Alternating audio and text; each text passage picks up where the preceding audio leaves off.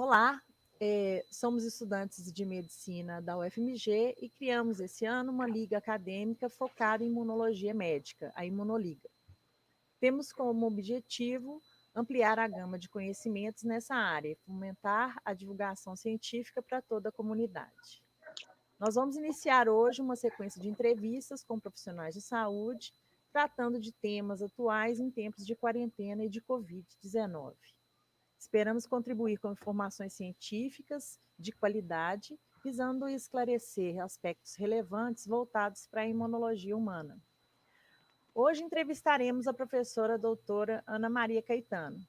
Ela possui graduação em medicina pela UFMG, mestrado em microbiologia também pela UFMG, doutorado em imunologia pela USP, pós-doutorado pela Harvard Medical School e foi pesquisadora visitante na Universidade de Bolonha e na Rockefeller University, em Nova York. Foi membro da diretoria da Sociedade Brasileira de Imunologia, da Câmara de Assessoramento de Ciências Biológicas e Biotecnologia da FAPEMIG e do Comitê de Assessoramento de Imunologia do CNPq. Atualmente é professora titular de Imunologia na Universidade Federal de Minas Gerais e tem experiência na área de imunologia, com ênfase em imunobiologia, atuando nas áreas de imunologia de mucosa, imunobiologia da nutrição, tolerância oral e imunologia do envelhecimento. Boa tarde, professora Ana. Boa tarde, Cristina. Boa tarde a vocês todos aí. Boa tarde. Nossa primeira pergunta é voltada para os aspectos da resposta imune do indivíduo afetado pelo SARS-CoV-2. Como que os componentes inatos e adaptativos do sistema imune atuam para eliminar o novo coronavírus? E qual que seria a importância das citocinas inatas e das células T exauridas nesse processo? Bom, então, primeiro, boa tarde para vocês. Eu queria, antes de começar, dar os parabéns para a iniciativa, né, Cristina e os componentes aí da Imunoliga. Eu acho que foi uma iniciativa muito bacana. Eu acho que não tem essa liga ainda na Faculdade de Medicina, né, de Imunologia. E eu acho que principalmente nesse momento, agora que todo mundo quer saber alguma coisa sobre resposta imune, a liga veio assim, num momento muito importante, né? Então, parabéns para vocês que organizaram essa iniciativa e essa de fazer as entrevistas também, muito, muito legal. Então, vamos lá. A primeira pergunta é sobre, na verdade, a resposta imune, né? A gente divide isso, né, componentes inatos e adaptativos, mas a verdade é que o sistema imune funciona integrado, né? Os dois componentes funcionam sempre juntos e o que acontece quando você tem uma infecção viral, e sempre que você tem qualquer tipo de infecção, é que os chamados componentes inatos, as células do sistema imune inato, elas começam a resposta mais cedo, né? Então, são as primeiras células ativadas. No caso do vírus, na verdade, as próprias células que são infectadas já, seja ela quais forem, mesmo que não sejam células imunes, elas já começam a produzir os chamados interferons, né, que são citocinas importantes que vão sinalizar um estado de infecção. E aí, as células inatas começam a funcionar a partir daí, porque a primeira célula que vai aparecer vai ser a célula dendrítica, que os vírus vão ligar em receptores ali e sinalizar para essa célula. E a primeira sinalização, o que ela vai fazer? Ela vai começar a liberar uma série de citocinas que a gente chama inatas, né? Que é L1, TNF, L6, e algumas quimiocinas que vão chamar as primeiras células, por exemplo, neutrófilo, macrófago e célula NK, que vão começar a chamada resposta imune inata, né? Que é importante, porque ela vai ter algum poder de controlar a infecção viral, né? Muitas dessas células infectadas vão morrer nesse período aí, e a função vai ser mais ou menos essa, de tentar controlar a infecção e o espalhamento do vírus até que as células T e as células B, que os linfócitos, eles demoram muito tempo, mais tempo para ser ativados, né? Então, essa primeira fase, a gente diria que são 5, 7 dias, né? Só a partir de uma semana é que a gente começa a ter linfócito T, linfócito B, começar a produzir anticorpo, e os linfócitos T aparecerem, né? Então, o papel dos dois é muito importante e complementar, né? A imunidade inata, na verdade, ela é importante porque ela vai limitar um pouco a infecção. Por outro lado, ela vai ser muito importante porque ela vai auxiliar na diferenciação dos linfócitos T, dos linfócitos B que vêm depois, e ela vai modular essa diferenciação para começar a aparecer os linfócitos que vão ser, de fato, quem vão conseguir fazer o clearance do vírus, né? Principalmente os linfócitos T, principalmente os linfócitos TCD8. Então, o papel vai ser esse, o papel da imunidade inata é esse no início, mas quem realmente vai dar conta da infecção é a imunidade adaptativa, né? São os linfócitos T e os anticorpos. A gente sabe muito pouco ainda sobre o novo coronavírus, o que a gente sabe é sobre a SARS, né? Os coronavírus que a gente já estudou no passado, né? A MERS e a SARS de 2003, e também as outras infecções virais, tipo influenza, né? E o que a gente sabe é o seguinte, é que nas infecções virais, essas citocinas iniciais, que a gente chama de citocinas inatas, elas têm essa importância, elas ativam as células do sistema imune, elas controlam um pouco a infecção,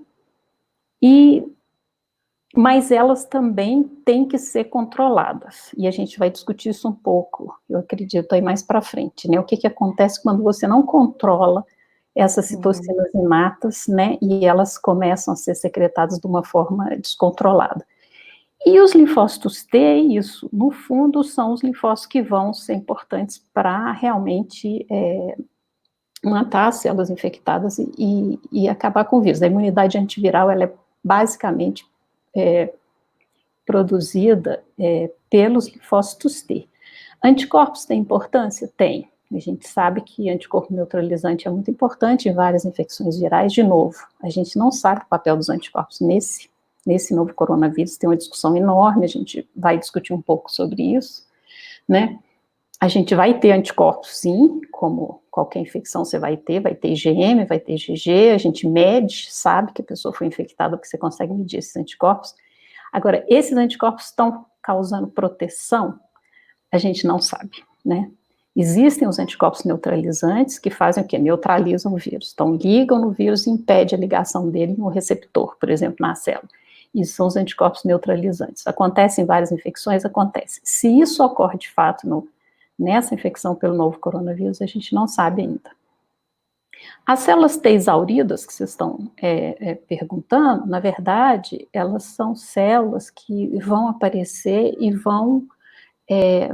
a gente sabe que na Covid-19, essas células são detectadas nos pacientes graves, e a gente também vai discutir sobre isso. O que acontece? O que são essas células exaustas ou exauridas, né? Esses linfócitos T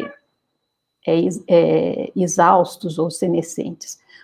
Toda vez que você tem uma estimulação muito intensa de linfócito T, esses linfócitos são ativados, e à medida que eles são ativados, eles ativam um programa também que faz a sua desativação, né? É um relé que o linfócito tem. E tem várias moléculas que fazem a desativação do linfócito T.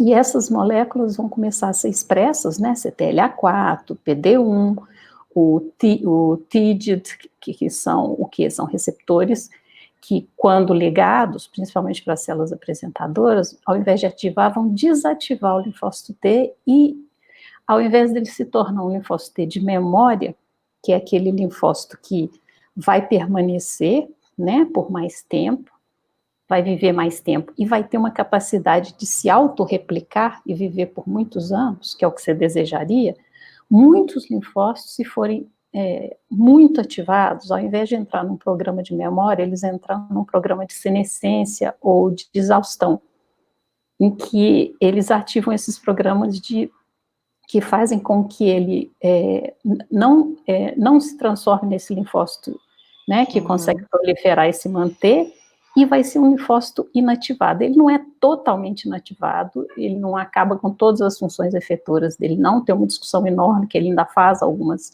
secreta citocinas e faz algumas coisas, mas uma das questões importantes é que esses linfócitos senescentes, eles, na verdade, começam a secretar mais dessas citocinas inatas, principalmente IL-6 e TNF, que são citocinas que, em quantidade excessiva, são muito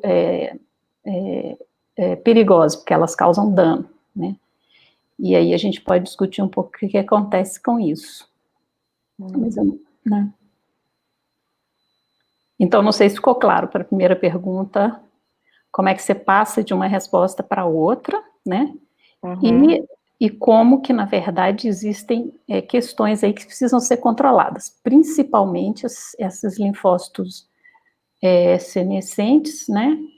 Que, na verdade, não são só linfócitos que não estão funcionando, mas que podem contribuir para o dano, e essas citocinas inatas, que certamente são citocinas que têm que ser mantidas sob controle, porque, por um lado, elas auxiliam no início da resposta, mas numa concentração alta elas podem causar dano no tecido. Que temos notado uma grande diversidade de desfechos nos infectados com o novo coronavírus, que inclui os sintomáticos, aqueles que se recuperam rapidamente, os que necessitam de ventilação mecânica e até os que vêm a óbito, né? E essa variedade de desfechos tem relação com a resposta imune individual. Gostaria de saber quais são os fatores importantes nessa resposta imune e qual que é o papel da diversidade do MHC nessa resposta. Se já tem algum estudo falando sobre essa diversidade também do MHC.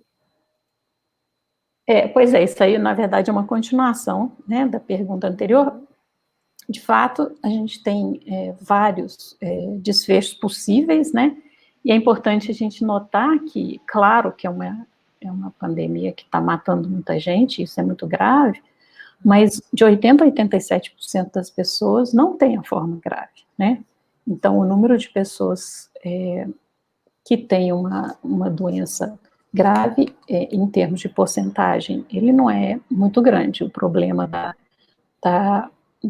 dessa infecção pelo coronavírus é que ela se espalhou demais, então 20% é muita gente.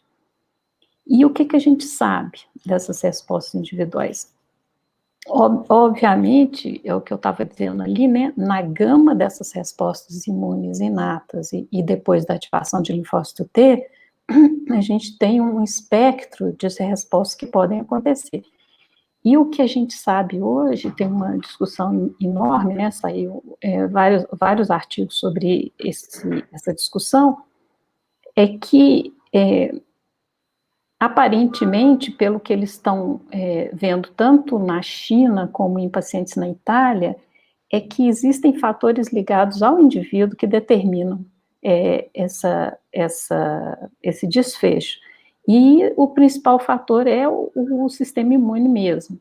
Então, por exemplo, na maioria dos indivíduos que chegam a óbito ou que têm a COVID grave, o que se observa? Você tem uma quantidade enorme, né, dessas citocinas inatas, uma concentração muito alta na circulação. Então, provavelmente, uma das hipóteses mais prováveis desse desfecho grave tem a ver com um fenômeno que a gente chama, imunológico, que a gente chama de tempestade de citocinas. O que é isso? É quando você tem uma ativação enorme do sistema imune e as células da imunidade inata, principalmente macrófagos, começam a produzir uma quantidade grande dessas citocinas inatas e a resposta imune sai do controle. Então, são indivíduos que ou já têm um perfil inflamatório prévio, né, ou eles têm algum problema de controle da resposta inflamatória que faz com que, ao invés de ter uma resposta balanceada, em que você produz a quantidade de citocina inflamatória necessária para a resposta, para ativar os linfócitos T, e controla, eles continuam produzindo essa resposta. Então, essa tempestade de citocinas, ela é muito danosa. Por quê? O que ela vai fazer? Ela vai atuar fazendo aumento da permeabilidade vascular, né? Então, levando a edema, aumento da coagulação intravascular, que é um quadro semelhante ao da sepse, né? E podem levar, inclusive, com essa coagulação intravascular, a dano em vários órgãos, não só no pulmão, né, onde você vai começar a danificar os alvéolos, né, como também em órgãos distantes, né, a gente tem relato de paciente que tem problema, inclusive, arritmias, né, e depois você vai fazer a histologia, a patologia, e eles têm infiltrado inflamatório no pulmão, no coração, por exemplo, no ventrículo esquerdo, você tem infiltrado inflamatório no cérebro, em paciente que tem sintoma neurológico. Então, o problema da inflamação é que a resposta imune, ela não é quanto mais melhor, ela tem que existir, mas ela tem que ser controlada. A inflamação em excesso, principalmente com essas citocinas que a gente chama da tempestade de citocinas, ela pode levar a dano tecidual, porque junto com a destruição das células infectadas, ela vai destruir tudo em volta. E esses pacientes que têm a forma grave da doença, é isso que se observa no pós-mortem, né? Alvéolos que estão lotados de infiltrado inflamatório, muito linfócito T morto ali, muito neutrófilo, e um extravasamento de proteínas, né, necrose tecidual e destruição do tecido inteiro, né. Então, quais são os fatores individuais que isso é importante? Eu acho que são aqueles que determinam, inclusive, os grupos de risco, né. Não é à toa que indivíduos, por exemplo, idosos têm uma forma mais grave. Por quê? Porque a gente sabe que com o envelhecimento a gente tem um declínio da resposta, principalmente de linfócito T, mas de produção de anticorpo também, e junto com esse declínio e com o aparecimento de células que a gente já chama de linfócito T senescentes, então os idosos já têm um pouco de linfócito T senescente, né, que não vão dar conta de fazer uma resposta imune adequada. E eles também têm um fenômeno que é, com o envelhecimento, a gente tem um fenômeno chamado de inflammage, que é um aumento subclínico, uma inflamação crônica subclínica, que nos idosos mais frágeis, essa inflamação pode estar potenciando uma resposta inflamatória descontrolada. Outras patologias que estão normalmente associadas com desfecho grave, também dá para entender, por exemplo, diabetes, né? Obesidade, que são doenças inflamatórias crônicas, ou seja, você já tem um descontrole da resposta inflamatória nesses pacientes, então também é mais fácil você desencadear essa tempestade de citocina que vai lesar o órgão no corpo inteiro. Claro que o pulmão é o primeiro alvo, porque é onde você vai ter a maior carga viral, e a hipertensão, né, que também não deixa de ser outra doença inflamatória, ainda com o agravante de você ter o sistema de angiotensina, né, envolvido, porque o receptor que liga na spike protein do vírus é o receptor da enzima conversora de angiotensina. Então, provavelmente essa resposta variada é o que se imagina, a gente não sabe ainda, tem várias pessoas trabalhando com isso, nós, inclusive, submetemos um projeto para trabalhar um pouco com isso, quais são as origens desses desfechos variados. Ele tem a ver com as condições nas quais o sistema imune dessas pessoas está, e quanto mais inflamatório, provavelmente pior, né? Uhum. Se o MHC tem a ver com isso, pode ser que tenha. Pode ser que, como o MHC, na verdade, ele é importantíssimo para o início da resposta de linfócito T, né, ele tem que ser apresentado, os epitopos do vírus vão ter que ser apresentados para ativar linfócito T, mas a gente não sabe, é um estudo muito complicado de fazer também, porque como é um polimorfismo enorme da população do mundo, teria que talvez mapear isso de uma forma assim, com uma população imensa para saber se tem influência de alguns tipos de MHC. Eu diria que, em princípio, em teoria, pode ser que sim, mas eu não sei se a gente vai conseguir mostrar isso rapidamente, não. Eu acho que esses outros fatores mais inflamatórios são mais importantes no momento, e eles coincidem exatamente com o que a gente chama de grupo de risco para infecção grave.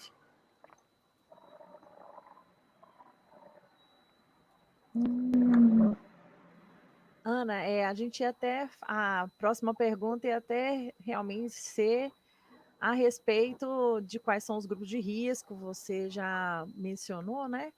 Então, nós vamos passar para a próxima pergunta. Porque, na verdade, isso é uma consequência. Os grupos de risco são exatamente esses, né? E, inclusive, isso é interessante colocar que, por exemplo, no Brasil, é importante ver as estatísticas, 25% dos pacientes graves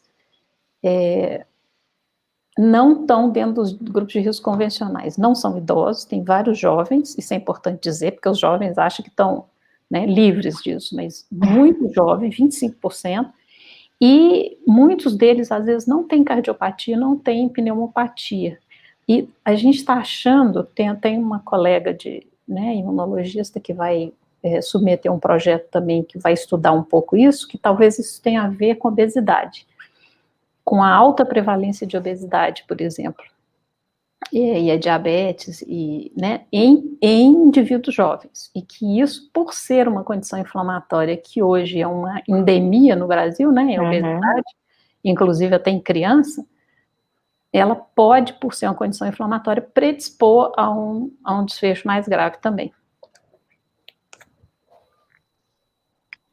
Professor, a gente quer saber se aquele fenômeno de agravamento da ação de anticorpos, conhecido como ADE, né, ou Antibody Dependent Enhancement, é uma preocupação para o desenvolvimento de vacinas e para a doença, no modo geral.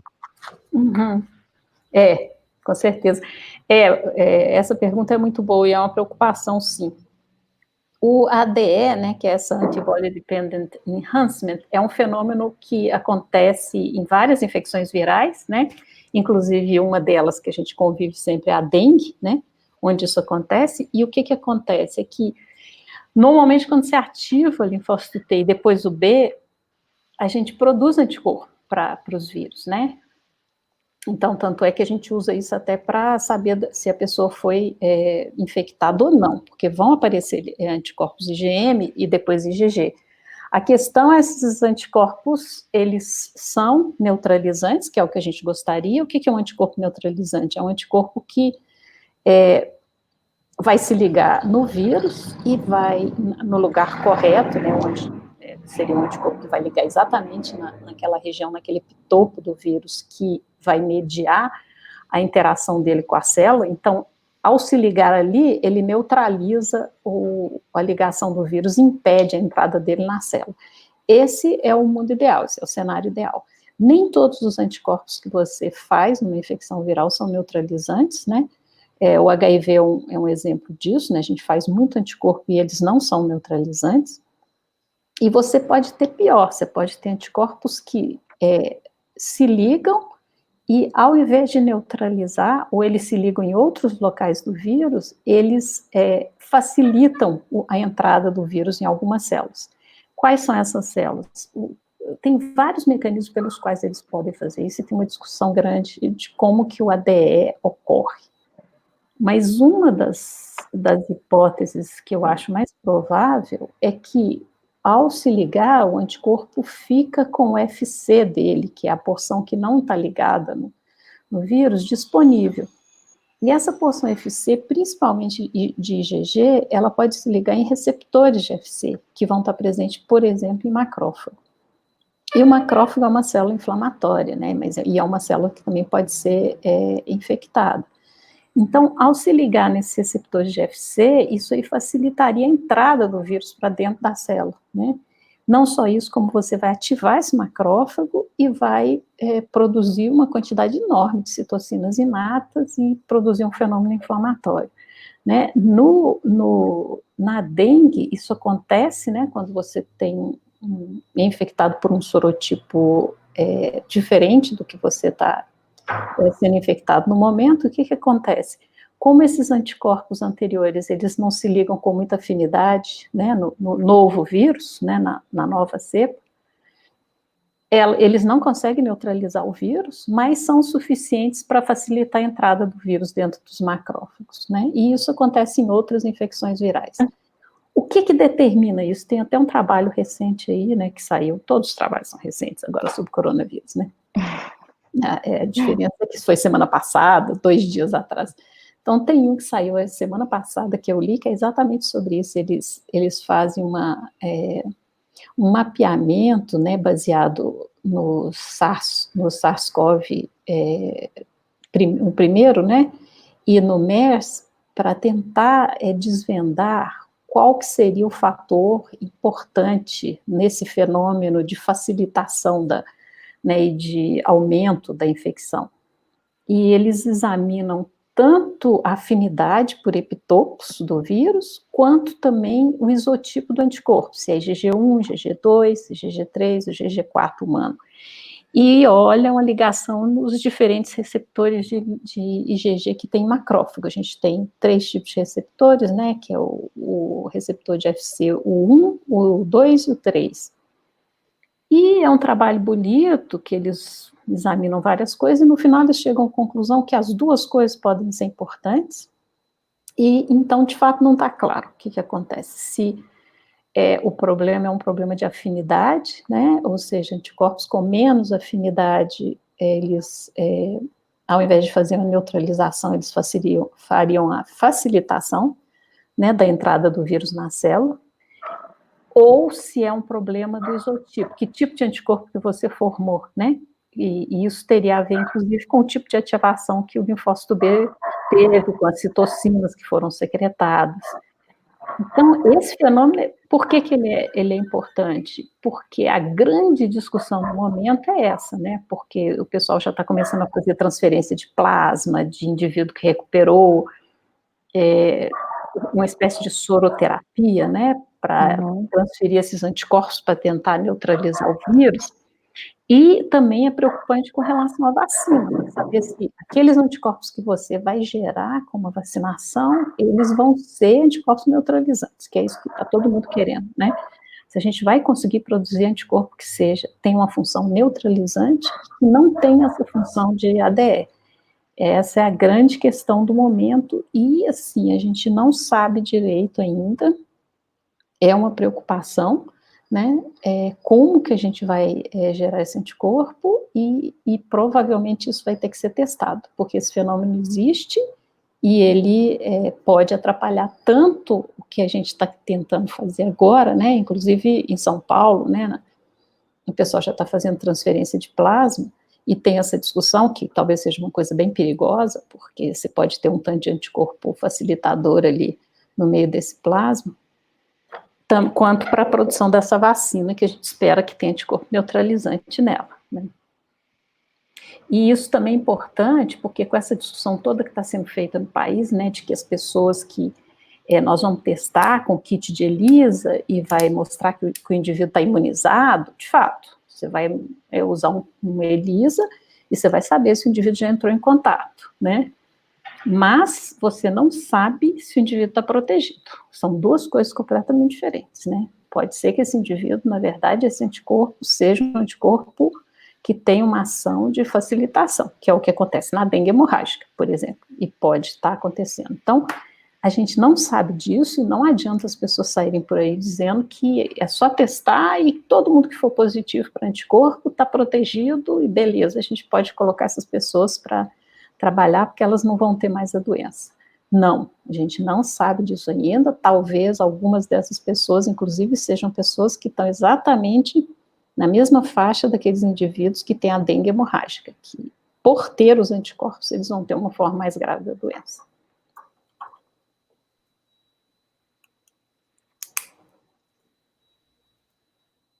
Professora, agora, como exatamente o novo coronavírus causa a morte? Qual é a sequência de eventos que determina a morte de um paciente, de um indivíduo infectado com o novo coronavírus?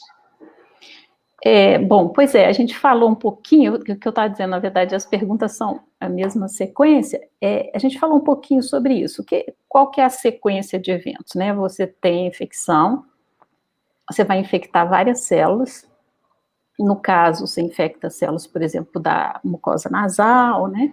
Eventualmente, essas células, essa infecção vai se espalhar, vai chegar até o pulmão. Essas células vão produzir as primeiras citocinas inatas, né, a interferon, e algumas células vão morrer ali. Você vai começar a ativar agora, porque na mucosa você vai estar cheio de célula dendrítica, ativar as células dendríticas, e chamar as células da imunidade inata, né, célula NK, neutrófilo e tal, e vai começar a resposta imune. Então, essa infecção, como as outras também, ela mostra uma coisa interessante, que um biólogo americano escreveu há muitos anos atrás, um texto muito bonito sobre isso, que chama At the Mercy of Our Defenses. E o que ele diz? Que a gente morre de doença infecciosa não é pelo agente infeccioso, é pela resposta imune que a gente faz a ela. E isso vale para todas. Então, o que mata na Covid-19 é a resposta imune, né? Não é o vírus em si, né? E por quê? Porque os casos que vão a óbito são exatamente esses, em que a resposta imune é inflamatória, causa dano tecidual, que pode chegar a comprometer a vida do indivíduo. Então, esse dano geralmente começa no pulmão, né? Então, você começa a destruir os alvéolos ali, e a pessoa começa a ter uma insuficiência respiratória. Inclusive, é interessante porque na Covid-19 existe um fenômeno que o pessoal chamou de happy hypoxia, né? É que, por ter essa coagulação intravascular sistêmica, e você ter esse fenômeno de coagulação, ninguém sabe direito se é só isso, mas parece que a sensação de falta de oxigênio ela é muito tardia em alguns pacientes. Então, tem paciente que chega no hospital com nível de saturação de 50% e ainda não está sentindo falta de ar. Mas já está com o alvéolo destruído. E pode ser que isso seja alguma coisa que tenha a ver com dano cerebral, né, dos sensores de hipóxia. Mas, enfim, você começa a ter essa destruição e ter um comprometimento pulmonar grave ali. E muitos dos pacientes têm esse comprometimento e dano em outros órgãos, né? Como, por exemplo, no coração, ou nos rins, né? E falência renal é uma condição muito grave, porque quando você começa a ter inflamação e os rins começam a não funcionar, aí você tem uma situação muito grave, e geralmente esses pacientes morrem ou da SARS mesmo, né, da síndrome respiratória grave, em que o pulmão não consegue, em falência respiratória mesmo, ou muitos morrem de dano inflamatório e falência múltipla de órgão, né? E tem relatos já de pacientes que têm falência cardíaca, renal e danos e inflamação, inclusive cerebral, né, neurológica. Então, a morte ocorre por uma resposta imune exagerada que não consegue se livrar do vírus, e aí pode ser uma combinação exatamente daquilo que a gente estava discutindo, né, de células T que não são efetoras mais, que são senescentes e que estão exauridas, e não conseguem fazer uma resposta imunodeficiente, com uma resposta de citocinas inatas exacerbada, que inflama, e causa mais dano do que benefício. Mas a morte pela Covid-19 é uma morte inflamatória, né, que leva a uma falência ou pulmonar ou de algum outro órgão, ou muitas vezes falência múltipla de órgãos.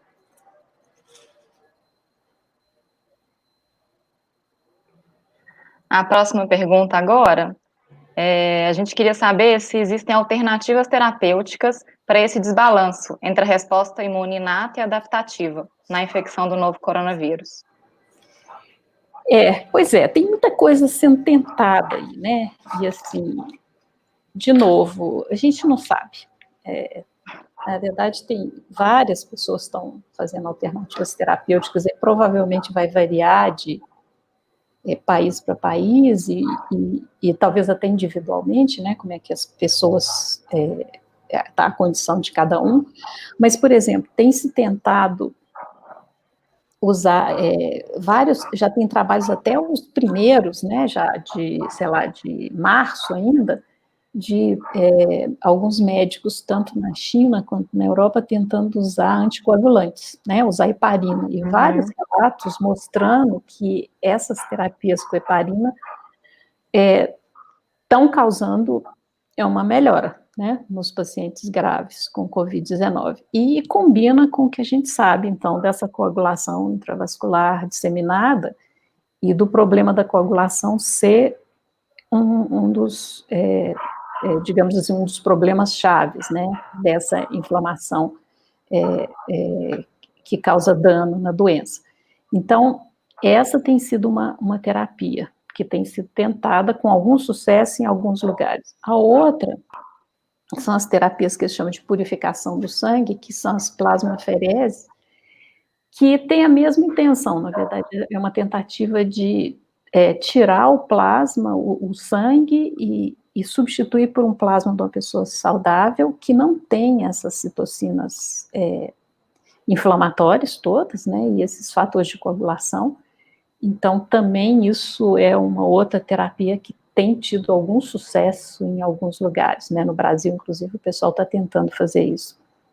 Uma outra tentativa baseada nessa mesma ideia é a transferência de plasma, ou então desse pool de imunoglobulinas que eles chamam de VIG, que é um pool de imunoglobulinas de pessoas saudáveis, na tentativa de que ali você tem anticorpos que consigam balancear e ter alguns anticorpos neutralizantes, né?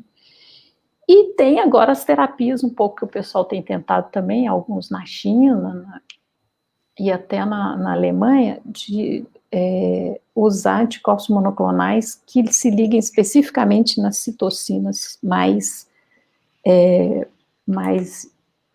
inflamatórias, né, que estão envolvidas nessa tempestade de citocinas. Então, são anticorpos monoclonais que se ligam a IL-6, por exemplo, né, que é um anticorpo monoclonal que já existia, e a IL-1.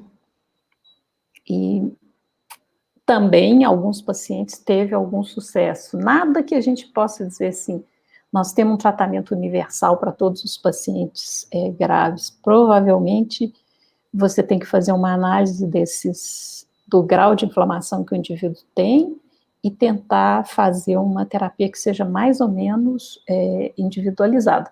Mas todas essas aí se baseiam exatamente nesse raciocínio de patogênese que eu disse para vocês, que é uma tentativa de retirar do sangue, né, esses fatores muito inflamatórios que causam dano, né, com maior ou menor sucesso em pacientes de países diferentes.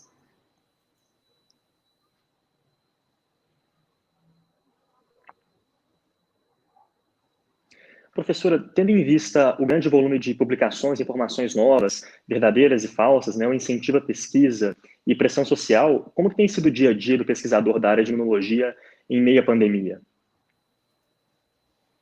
Boa pergunta. Bom, tem sido uma loucura, né? Porque eu acho que ninguém nunca trabalhou tanto na vida. A gente está em casa trabalhando 24 horas por dia, quase. Porque o que acontece é isso, tem uma pressão enorme, né, para que a imunologia produza alguma coisa rápido, né, para a gente responder à pandemia, e é uma coisa muito difícil, porque é isso, né, eu até coloquei no Facebook outro dia um chart que saiu na Science mostrando quanto tempo que demora para se produzir uma vacina. É 1 ano e meio, não tem jeito, né, porque você tem período de teste, depois você tem que testar a toxicidade, depois você tem que testar para ver se ela vai ter eficácia, para até ela chegar no indivíduo mesmo, né, nas populações.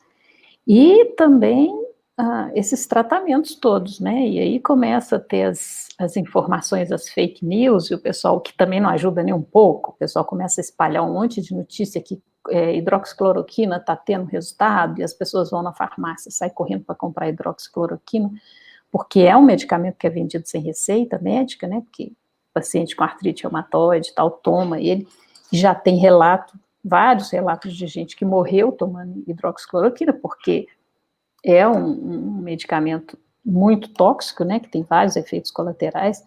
Então, assim, tem uma pressão enorme para se produzir resultado num tempo muito curto, né, em tempo real, as pessoas morrendo e você tentando ver se produz alguma coisa. Então, é isso. E, por outro lado, a gente é quarentinado, né?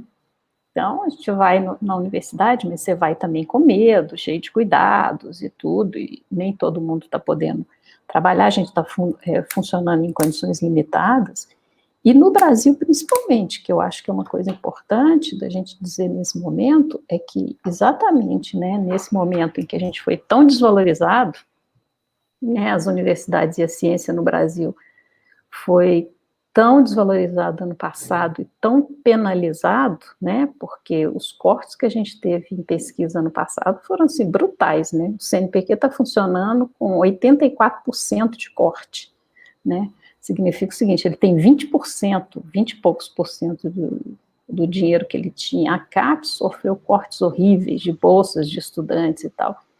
E quem está hoje sendo pressionado para produzir são exatamente as pessoas que foram penalizadas, né? São os pesquisadores que têm que correr atrás e os estudantes, né, de pós-graduação, que no fundo fazem um trabalho fundamental, né, para a ciência no Brasil inteiro, né? Então, com tudo isso aí, é uma pressão muito grande, sabe? Eu acho que talvez um saldo positivo seja a gente conseguir mostrar essa situação para todo mundo, mostrar quanto que a universidade é importante, como que ela produz conhecimento e como que a ciência é fundamental, né?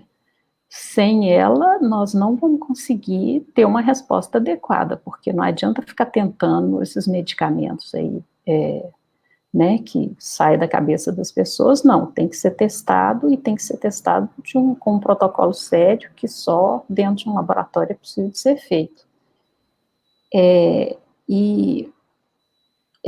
Eu acho, então, que para nós vai ser, assim, está sendo esse momento importante, porque se vocês observarem, todas as universidades federais, e presta atenção, são as universidades públicas, não são as universidades particulares, têm se mobilizado e têm criado equipes enormes, né? O pessoal da Unicamp, a UFMG, por exemplo, tem uma equipe grande fazendo o quê? Ajudando a fazer teste, né? Tem vários laboratórios envolvidos no auxílio a fazer teste, colocaram todas as máquinas de PCR, paramos o que a gente estava fazendo para ajudar a FUNED a fazer teste mais rápido no estado, né? Tem pesquisadores na universidade que estão produzindo máscaras, né, com essas impressoras 3D e tal.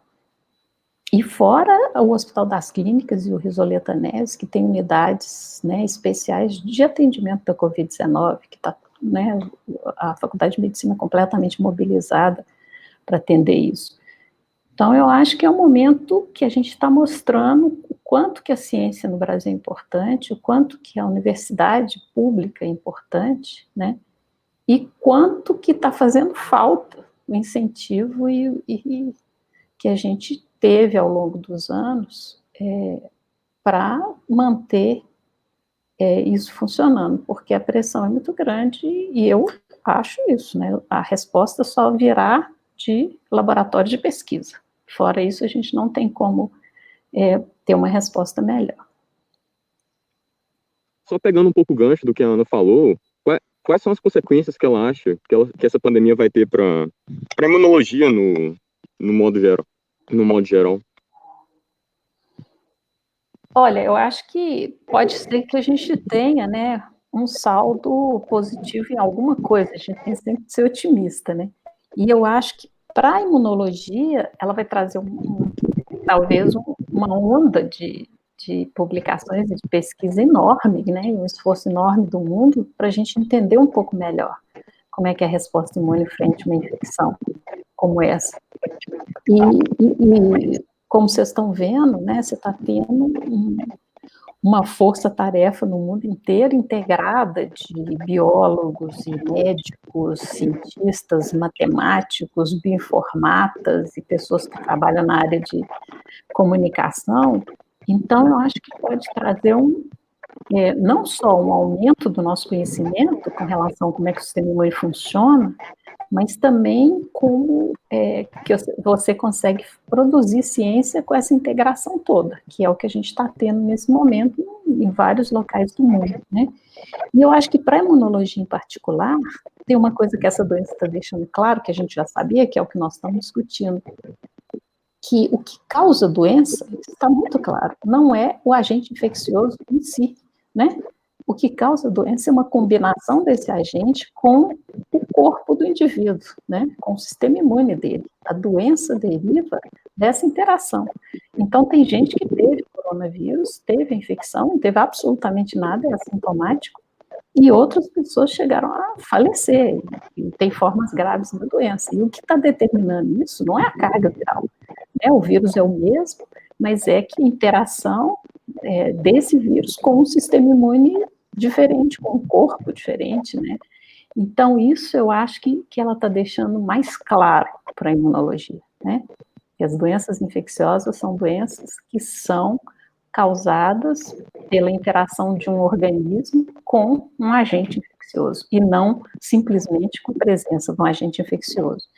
E eu acho que para os países e para o mundo inteiro saindo da pandemia, talvez a gente tenha um outro saldo interessante, que vai ser a discussão, que eu acho que nos Estados Unidos vai ser extremamente relevante agora, e no Brasil também, que é como que é importante o Estado tomar conta de algumas atividades, que é, por exemplo, a saúde das pessoas, né? Porque com essa onda de neoliberalismo, que o mercado resolve tudo, que as instituições privadas são muito melhores, eu acho que a pandemia está mostrando muito claro que os países que têm um sistema de saúde público forte são aqueles que estão se dando melhor e resolvendo rapidamente, né? E aí, desde a China até a Alemanha, né, a Europa, em geral, a Portugal, né, e os Estados Unidos, que é a grande potência com aquela capacidade econômica toda, mas um sistema de saúde privatizado, nós estamos vendo exatamente um desastre. E no Brasil, se não fosse o SUS, a gente estaria perdido, né?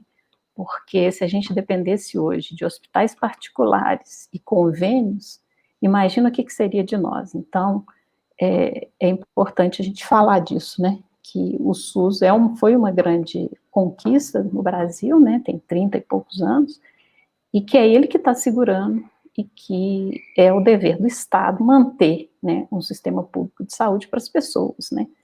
Eu acho que ele traz alguns saldos aí, né? Tanto para a imunologia quanto para o entendimento de como é que se lida com a questão da saúde das pessoas no mundo.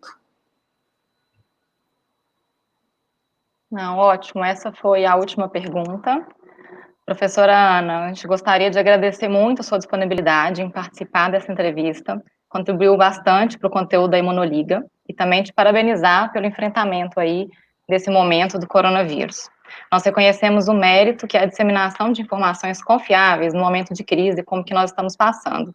Exatamente por isso, gostaríamos de convidar a todos a curtir a nossa página do Facebook, Imunoliga, e no Instagram, Imunoliga UFMG, e assistir às próximas entrevistas do nosso canal no YouTube.